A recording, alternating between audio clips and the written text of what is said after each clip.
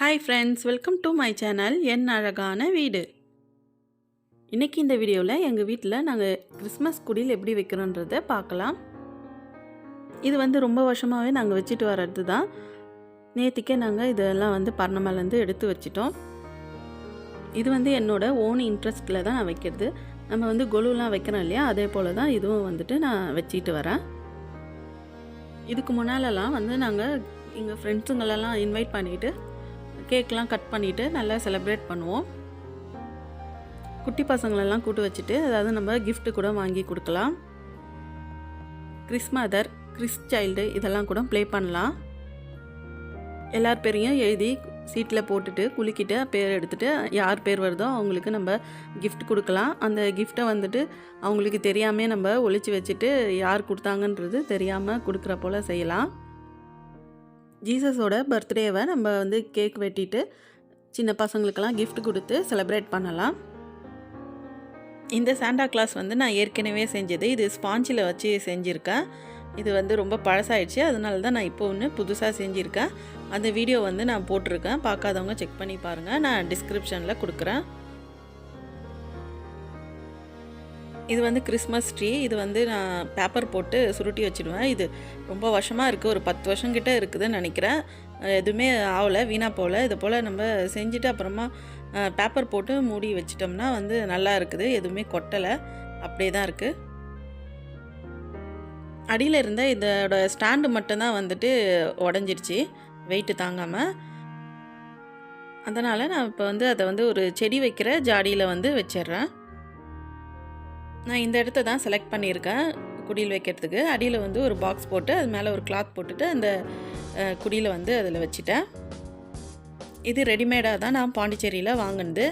அதுக்கு மேலே இந்த போல் காலண்டர் அட்டை இருக்கு இல்லையா, அதை நான் அது க்ளோஸ் பண்ணி வச்சிடறேன். இந்த காலண்டர் அட்டையை தான் நான் எக்ஸ்ட்ரா கொலுப்படி வைக்கிறதுக்கும் யூஸ் பண்ணுவேன். இதுக்கு கீழே நான் அதே காலண்டர் அட்டையை வச்சுட்டு நான் க்ளோஸ் பண்ணிக்கிறேன். இப்போ இது சைட்லலாம் அந்த பேப்பர் வச்சுட்டு நான் க்ளோஸ் பண்ணிக்கிறேன். ஸ்டார்டிங்லலாம் நான் ஒரு சேரில் இந்த பேப்பரை வச்சுட்டு அப்படியே குடில் போல் செஞ்சு வைப்பேன். அதுக்கப்புறம் இதை போல் ரெடிமேடாக வாங்கினோன்னே இந்த பேப்பரை இதை போல் யூஸ் பண்ணிக்கிறேன். இப்போ இந்த இடத்துல கொஞ்சம் ஒயிட் கலர் ஃபோம் வைக்கிறேன். கொஞ்சமாக வைக்கோல் போட்டுட்டு அது மேலே ஜீசஸ் படுக்க வைக்கிறேன். அதை சுற்றியும் பக்கத்துலலாம் இந்த பொம்மையெல்லாம் வச்சிடறேன். டிசம்பர் 1 இதெல்லாம் வச்சிடுவாங்க எல்லார் வீட்லேயும். நான் நெக்ஸ்ட் வீக்கு கிறிஸ்மஸ்னால் இந்த வீக்கு வைக்கிறேன். இது நியூ இயர் வரைக்கும் நான் வச்சுருப்பேன். இதுக்கு கீழே கிராஸ் மேட் போட்டுட்டு அதில் ஆடு பார்த்துக்கிறவங்க அவங்களெல்லாம் இங்கே வைக்கிறேன்.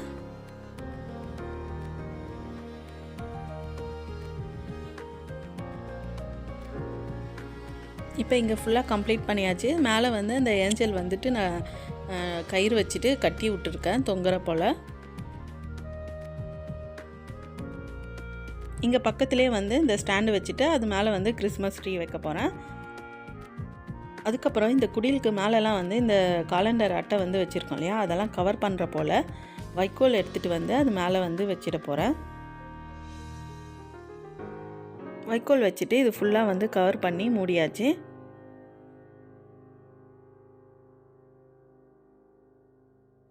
நெக்ஸ்ட்டு இந்த குடிலுக்கு நம்ம லைட் செட் பண்ணலாம். இந்த லைட்லாம் செட் பண்ணுறதுக்கு பக்கத்துலேயே ஃப்ளக் பாயிண்ட் இருக்கிறதுனால தான் நான் இந்த இடத்த சூஸ் பண்ணி செஞ்சுருக்கேன். அடுத்தது இந்த கிறிஸ்மஸ் ட்ரீக்கு லைட் செட் பண்ணிவிட்டு ஒவ்வொன்றா டெக்கரேஷன் பண்ணலாம்.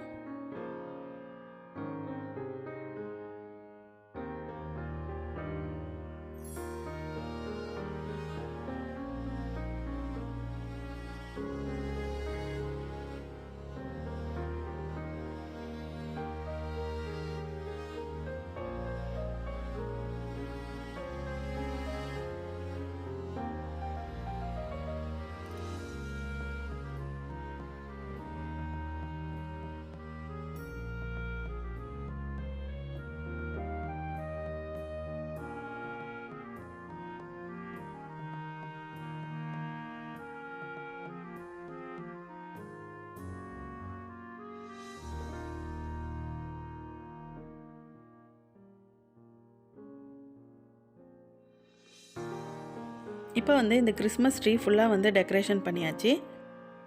கிறிஸ்மஸுக்கு யாராவது நம்ம வீட்டுக்கு சின்ன பசங்க வந்தாங்கன்னா அவங்கக்கிட்ட இந்த ட்ரீயில் இருக்கிறத ஏதாவது ஒன்று சொல்லிவிட்டு கண்டுபிடிக்க சொல்லி கண்டுபிடிச்சாங்கன்னா அவங்களுக்கு நம்ம gift கொடுக்கலாம்.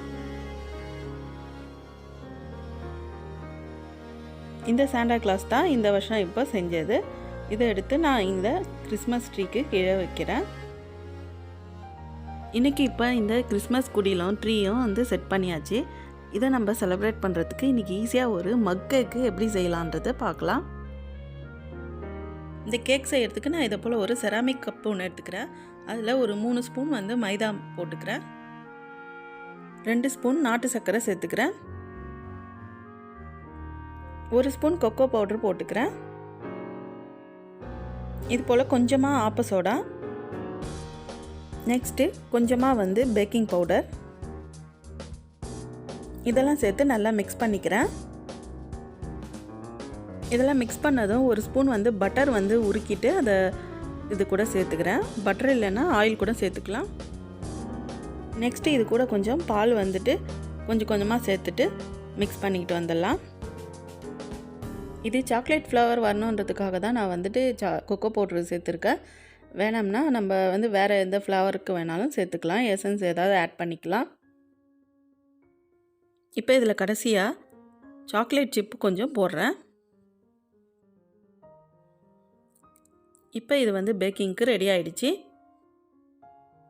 இப்போ இது வந்து செராமிக் கப்பில் இருக்கிறதுனால இதை வந்து நம்ம மைக்ரோவேவனில் கூட வச்சுட்டு பேக் பண்ணலாம். இது கொஞ்சமாக இருக்கிறதுனால இது வந்து மைக்ரோவேவனில் வந்துட்டு ஒரு 3 மினிட்ஸ் வச்சாலே பேக் ஆகிடும். ஆனால் நான் இது வந்துட்டு இப்போ மைக்ரோவேவனில் வைக்க போகிறதில்ல. நம்ம எப்போதும் போல் இட்லி குக்கர்லேயே வைக்கலாம். இட்லி குக்கரில் வைக்கிறதா இருந்தால் ஒரு 15 மினிட்ஸ் வந்து வைக்கலாம். இப்போ இதில் தண்ணி நல்லா சுட்ட வேணால் நான் அதுக்கு ஒரு ஸ்டாண்டு வச்சு அது மேலே வந்து இதை வச்சிடுறேன். இப்போ இது நல்லா க்ளோஸ் பண்ணிவிட்டு 15 மினிட்ஸ் கழித்து ஸ்டவ் ஆஃப் பண்ணிவிட்டு பார்க்கலாம். கேக்கு வந்துடுச்சான்னு பார்க்குறதுக்கு நான் இப்போ ஒரு டூத்பிக் வச்சு செக் பண்ணி பார்க்குறேன். கேக் இப்போ ரெடி ஆகிடுச்சு. இது சூடு நல்லா ஆறினவொன்னே நம்ம அப்படியே வந்து ஸ்பூன் போட்டுட்டு எடுத்து சாப்பிட்லாம். இன்றைக்கி எங்களுக்கு செலிப்ரேட் பண்ணுறதுக்கு சூப்பரான மக் கேக் ரெடி ஆகிடுச்சு. நீங்களும் ட்ரை பண்ணி பாருங்கள். இந்த வீடியோ உங்களுக்கு பிடிச்சிருந்தா லைக் பண்ணுங்கள், ஷேர் பண்ணுங்கள், சப்ஸ்கிரைப் பண்ணுங்கள். தேங்க்யூ ஃபார் வாட்சிங். Bye bye.